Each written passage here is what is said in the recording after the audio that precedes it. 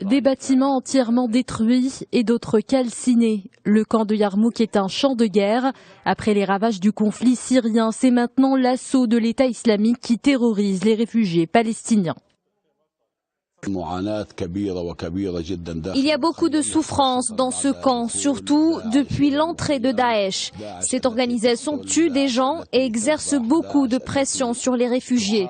Elle a essayé de recruter de jeunes combattants ici. Elle a tenté de les convaincre de prêter allégeance à certains groupes armés à l'intérieur du camp. Plusieurs groupes de combattants palestiniens sont aujourd'hui à Yarmouk, même s'ils sont divisés entre pro et anti-Bachar el-Assad.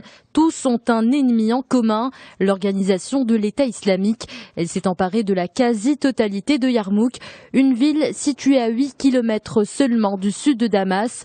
Une progression qui inquiète le régime syrien, mais aussi l'autorité palestinienne.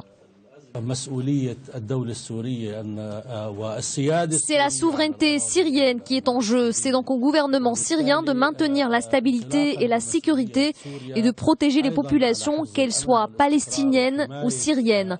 La responsabilité est entre les mains du régime.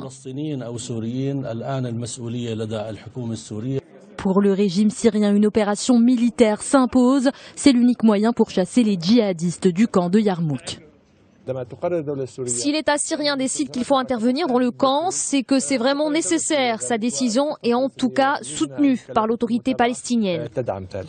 Depuis l'entrée de l'État islamique, près de 400 familles, soit environ 2000 personnes ont été évacuées du camp palestinien de Yarmouk, un camp déjà détruit par les 2 ans de siège imposés par le régime syrien.